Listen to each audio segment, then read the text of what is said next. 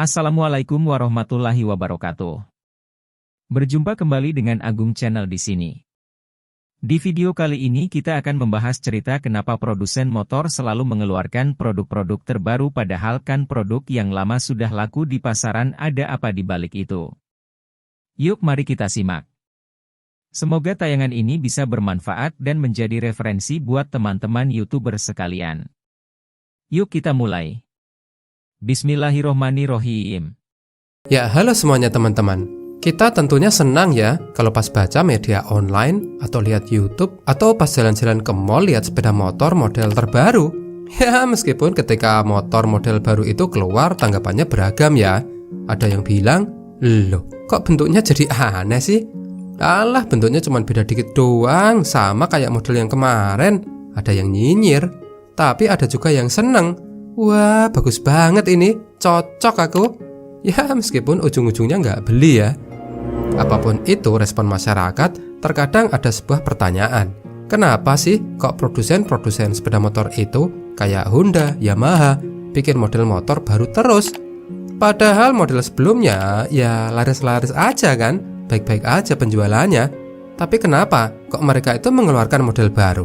Sebagai informasi aja ya teman-teman ya, membuat model baru itu pasti membutuhkan waktu, nyari model yang pas, belum lagi teknologi baru yang bakal diusung. Intinya biaya untuk research and development itu tinggi sekali. Apalagi ada risiko model barunya nanti itu tidak diterima oleh pasar. Bikin model motor baru itu kan tidak otomatis bakal laris kan ketika ia dipasarkan. Tapi kenapa sih kok produsen-produsen itu, Yamaha, Honda, itu selalu mengeluarkan model motor baru? Dikutip dari hargaindo.com, model motor Honda paling laris tahun 2021 adalah yang pertama Honda Beat, lalu Honda Scoopy, yang ketiga Honda Vario 125, yang keempat Honda Vario 150, dan Honda Revo. Sementara Yamaha adalah Yamaha NMAX, selanjutnya Yamaha Mio M3, lalu Yamaha Aerox 155, kemudian Yamaha New Vino, selanjutnya Yamaha All New Soul.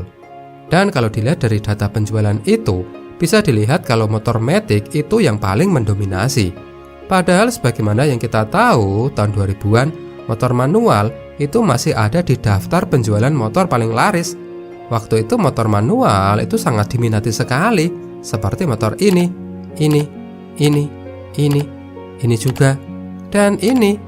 Tapi data membuktikan bahwa hal yang baru, entah itu dari modelnya, jenis mesinnya, berpengaruh dalam hal penjualan. Coba kalau misalnya bayangkan ya, Honda itu terus-terusan menjual produk dengan hanya transmisi manual aja. Apalagi nggak ganti model. Jualannya ini terus. Apakah penjualannya sampai sekarang itu akan tetap baik? Nah, faktor yang mempengaruhi sebuah produk itu laris terjual tentunya banyak sekali ya. Tapi kalau melihat dari peringkat pertama, motor paling laris di Indonesia yaitu Honda Beat, memang faktor itu ya dipengaruhi oleh model yang senantiasa diperbarui.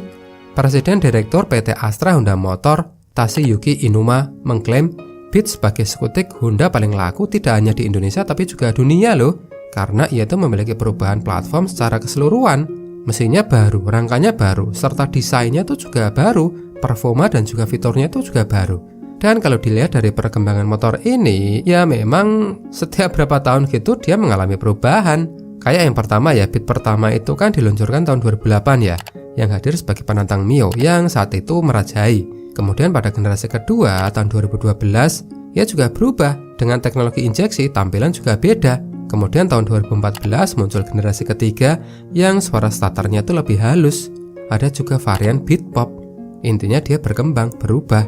Tahun 2016 hadir generasi keempat yang perbedaannya itu hanya ada di sisi kosmetik alias desain fisik, tapi gara-gara perubahan itu memberikan kontribusi penjualan yang meningkat. Selain itu ada juga varian Beat Street yang stangnya itu telanjang. Awal tahun 2020 generasi kelima hadir, tampilan baru dan mesin yang dipakai itu juga memakai teknologi baru.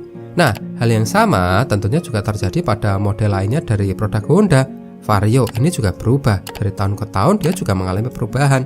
PCX tentu saja, bahkan termasuk Supra yang meskipun pada akhirnya penjualannya itu tidak sepopuler dulu ya, tetapi dia ya tiap tahun juga mengalami perubahan. Termasuk juga Yamaha, ya juga rutin melakukan pembaruan. Tidak ada satupun produk yang tidak mengalami pembaruan. Jadi kalau teman-teman masuk ke showroom Honda nih misalnya, nyari model Beat tahun 2014 nih, ya pasti sudah tidak ada. Apalagi Supra X model tahun 2004. Ya belum lagi kalau produsen itu mengeluarkan produk baru. Nah ini tidak hanya sekedar produk lama yang diperbarui ya, tapi ini tuh benar-benar produk yang katanya baru. Kayak Yamaha ngeluarin Vasio, yang sebenarnya juga kalau dilihat-lihat ya, kalau boleh jujur, perbedaannya itu ya nggak terlalu signifikan dengan model yang sudah ada. Nggak yang terus model baru ini bisa terbang atau pakai teknologi full listrik yang baru gitu kan. Ya enggak, bedanya itu ya tipis-tipis aja. Terus kenapa sih kok produsen-produsen itu kayak Yamaha, Honda, mereka itu mengeluarkan model produk baru terus? Padahal kalau alasannya untuk laris, model lama mereka itu kan ya masih laris-laris aja. Penjualannya ya masih bagus kan. Alasannya yang pertama yaitu untuk meningkatkan harga. Loh, kok harganya naik? Ya kan model baru. Pertanyaan tentang kenapa sih kok harga sebuah produk itu naik adalah pertanyaan yang sebenarnya wajar. Tetapi kalau dijawab secara naif alias polos-polos aja, akan menimbulkan hal yang bisa membuat kurang berkenan pembeli. Misalnya, ada produk yang harganya naik. Kenapa naik? Tanya pembeli. Ya kan barang-barang lainnya naik pak, gaji karyawan juga naik, belum lagi inflasi. Wajar dong pak harga kami naik. Kayaknya nggak pas ya, nggak elegan gitu. Tapi kalau mengeluarkan produk model baru, entah itu meskipun hanya sekedar poletnya aja ya, hal itu bisa dijadikan alasan untuk menaikkan harga. Konsumen bertanya nih, kenapa harganya naik? Yang jual jawab, loh ini beda loh. Mana cuman poletnya aja kok. Tapi kan lebih keren, fresh, baru. Ini juga spionnya baru loh pak. Jadi penjual itu punya alasan untuk meningkatkan harga jualnya. Dan ajaibnya ketika pembeli melihat perubahan yang sebenarnya sangat minor sekali itu, ya manut-manut aja. Itu baru polet, belum lagi kalau modelnya yang diganti, apalagi sampai teknologi mesinnya. Produsen itu menaikkan harga, pede sekali. Yang kedua, menghambat pesaing. Hukum dagang itu ya, ketika sebuah produk laris, maka akan mengundang pesaing untuk berdagang produk yang serupa. Pesaing ketika mau masuk ke dalam pasar yang sama ya, itu pasti dia akan mencari celah kan. Apakah bisa produkku nanti itu bisa dijual dengan harga lebih murah, dengan model yang lebih bagus, dengan teknologi yang lebih bagus, dengan model yang lebih baru. Biasanya pesaing yang pintar ngincarnya di model dan teknologi. Karena kalau bikin produk serupa terus dijual dengan harga yang lebih murah, ya rugi sendiri. Bisa sih jual lebih murah, dengan tentunya produk dikurangi kualitasnya gitu. Tapi pengalaman membuktikan bahwa jual motor serupa dengan harga yang lebih murah, ujung-ujungnya itu malah membuat sengsara. Jadi pesaing bisa masuk ya ketika dia bisa menghadirkan model dan teknologi yang lebih bagus. Tapi kalau Honda dan Yamaha itu rutin update model dan teknologi di motor barunya, ya pesaing mau masuk susah kan. Yang mau disaingi soalnya terus melaju. Ini kayak orang itu mau nyalip motor, tapi orang itu tuh naiknya sepeda. Susah kan. Apalagi sepeda roda 3, tambah susah. Yang ketiga sebagai bukti kedikdayaan. Ini loh aku bisa bikin motor dengan teknologi baru. Model motorku juga sekarang makin keren loh. Hahaha. Jadi seolah produsen motor itu menunjukkan kepada masyarakat kalau dia itu ahli membuat motor. Oke lah, saat Honda atau Yamaha membuat PGX atau NMAX, orang itu mungkin tidak beli. Tapi ketika Honda dan Yamaha berhasil membuat produk yang canggih itu, orang kan akan tahu, wah Honda, wah Yamaha, ternyata bisa bikin motor yang seperti itu. Keren loh, hebat. Jadi model motor baru, teknologi baru, itu bisa dipakai untuk menginformasikan kepada masyarakat tentang kemampuannya, tentang kemampuan produsen itu untuk menghasilkan sebuah motor yang bagus. Ini termasuk juga produk Honda dan Yamaha yang harganya mahal ya. Meskipun mereka tahu bahwa pasar untuk produk itu sangat kecil, tapi ya mereka itu tetap bikin, karena itu untuk unjuk kemampuan. Ini loh, aku bisa bikin model yang seperti ini, teknologi yang seperti ini, motor sebagus ini. Sehingga tentunya hal itu akan meningkatkan kepercayaan orang terhadap brandnya. Sama juga sih, kenapa sih kok Honda itu pernah bikin Ashimo, robot canggih itu loh teman-teman. Ya meskipun produk itu juga belum tahu kan mau dijual kemana, dan meskipun juga pada akhirnya Ashimo akhirnya mati ya, tapi dia kan berhasil menunjukkan kepada dunia, ini loh aku bisa bikin teknologi yang kayak gini. aku dikdaya nih, aku hebat. Yang keempat, pengen unggul dari pesaing. Bagaimana cara menunjukkan kalau produk itu lebih baik? Ya bikin produk yang lebih baik. Apalagi coba? Dan produk yang baik itu hadir dari produk sebelumnya yang terus diperbaiki. Karena itu nggak heran ya, setiap beberapa waktu produk itu ya diperbaiki, diperbarui. Kadang ada yang tanya, "Loh, kok ini modelnya dibikin baru, mesinnya dibikin sedikit lebih baru, lebih baik? Kenapa nggak dibikinnya itu lebih baik dari awal sih?" Ya tujuannya selain untuk menyegarkan permintaan pasar, juga ya karena baru bisa melakukan pembaruan teknologi itu atau modelnya itu. Jadi membuat produk pertama belum sempurna, lalu selanjutnya diperbaiki, disempurnakan lagi. Jadi ketika produk itu diperbarui, biar makin sempurna, biar makin oke, salah satu tujuan lainnya ya biar makin unggul terhadap pesaingnya. Yang kelima, membuat berita atau untuk tujuan populis. Wah, ada model baru nih, tentunya itu akan membuat kehebohan. Belum lagi para influencer yang mereview produk itu, tentunya itu akan menimbulkan ketertarikan dari pasar kan. Saat pameran diadakan, ketika brand membawa atau memamerkan produk baru, tentu hal itu akan membawa kesegaran, kehebohan, animo. Wah, Honda punya model baru nih, Yamaha punya teknologi baru nih. Tentu hal itu akan sangat menarik kan. Coba bayangkan, kalau Honda pas pameran bawanya Honda Beat ini terus. Orang kan bosen ya, penulis berita juga bosen. Produk ini lagi, mau nulis berita juga males. Akhirnya copy paste dari artikel tahun lalu. Soalnya nggak ada yang baru. Mau beritain apa coba?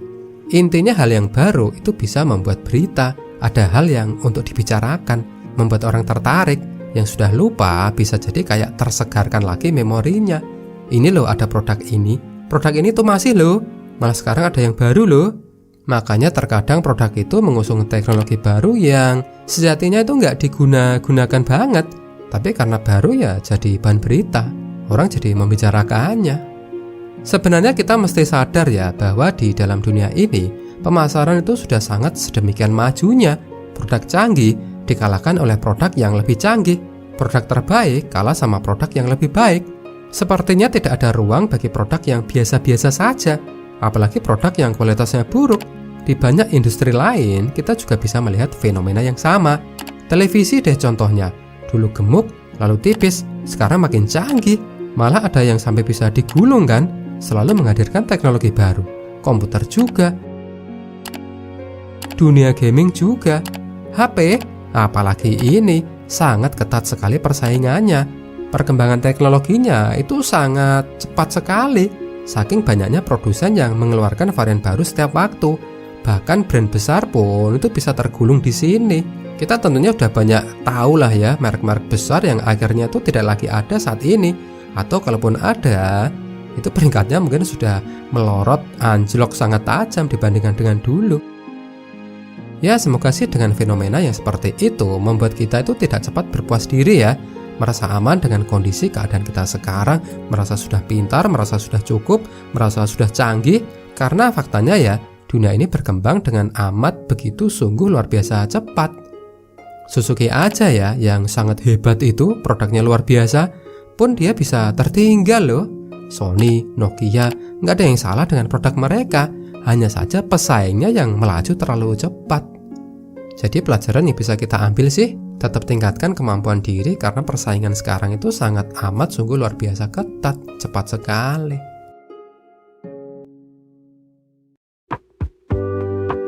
Baik, demikian video yang bisa aku sampaikan. Semoga menghibur dan menambah pengetahuan. Klik like jika kalian suka, dan sampai jumpa di videoku selanjutnya ya, teman-teman. Terima kasih.